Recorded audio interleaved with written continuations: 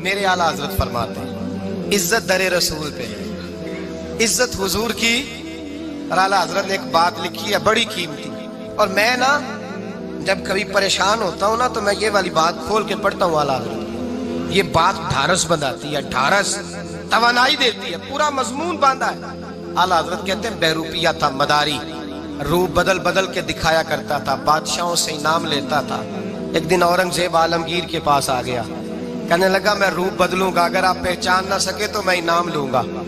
آپ نے فرمایا میں کوئی ایسے ویسا بادشاہ نہیں، کہا مجھے دھوکہ دینا مشکل ہے، کہا نہیں میں روپ بدلوں گا۔ حضرت اورنگزیب عالمگیر بڑے نیک بادشاہ گزرے، بڑے پرہیزگار آدمی، وہ بے روپیہ کہنے لگا میں روپ بدلوں گا، آپ نہیں پہچان سکیں گے۔ فرمایا چل جتنا تیرے اندر زور ہے لگا لے۔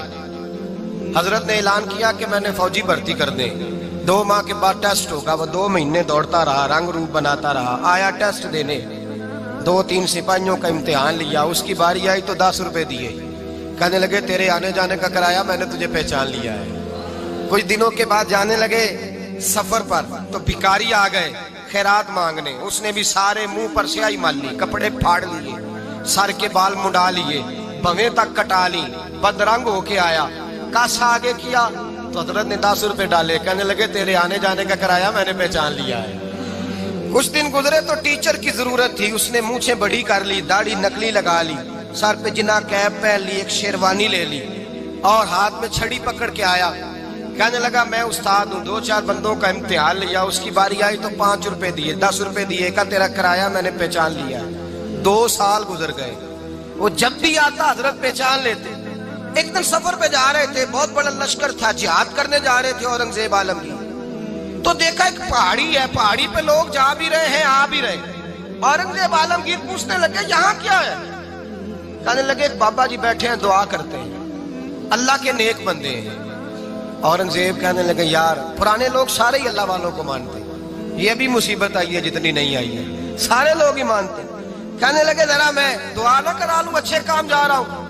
اورنگزیب بادشاہ تھے، بادشاہ لوگ نازک مزاج ہوتے ہیں، گھوڑے سے اترے، بڑی مشکل سے پہاڑی پہ چڑھے، اوپر گئے تو لائن لگی ہے، بابا جی غار میں بیٹھے، کہنے لگے میں نے ملنا ہے، میں اورنگزیب ہوں۔ انہوں نے کہا ہمارا بابا اس طرح کا پیر نہیں کہ امیر آئے تو رنگ اور ہو، غریب آئے تو اور ہو، یہاں اگر ملنا ہے تو لائن میں لگ جاؤ، سب ایک جیسے۔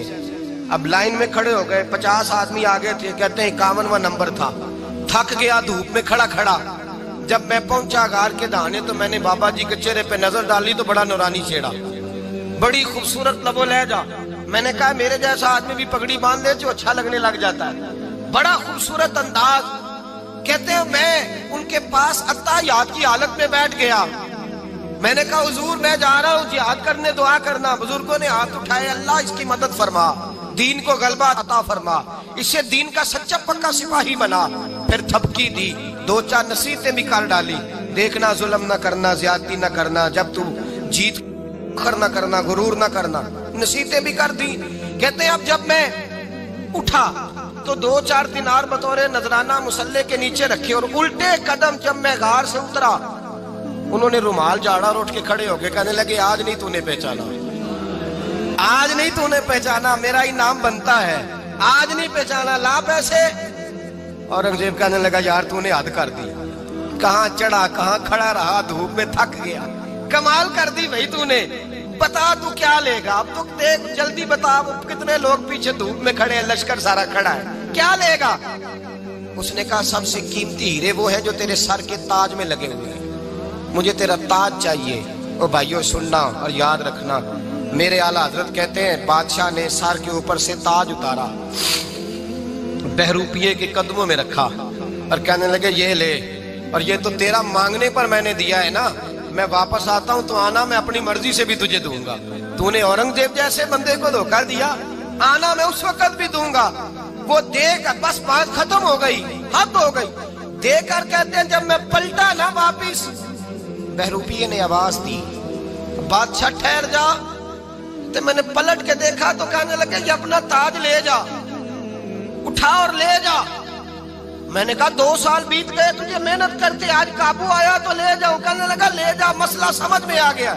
میں نے کہا مجھے بھی تو سمجھانا، کہتے ہیں وہ پھوٹ پھوٹ کے رویا، اس کی آنکھیں برس پڑی، سیلاب کی طرح آنسو بہ نکلے، تڑپا، اور رو کے کہنے لگا بادشاہ میں نے جھوٹ موٹ رسول اللہ کی غلامی اختیار کی تھی، جھوٹ موٹ کی داڑھی، جھوٹ موٹ کی پگڑی، جھوٹ موٹ کا فقر، میں نے جھوٹ موٹ نبی پاک کا لباس پہنا ہے، تو تیرے جیسے بادشاہوں کے تاج میرے قدموں میں آ گئے ہیں، اگر میں سچ مچ رسول اللہ کا غلام بنوں گا تو اللہ کیا کچھ عطا فرمائے گا، اللہ کتنی نعمتوں سے نوازے گا۔ میرے اعلیٰ حضرت کیا فرماتے ہیں؟ اعلیٰ حضرت فرماتے ہیں فرشتے بھی کرتے ہیں تعظیم میری۔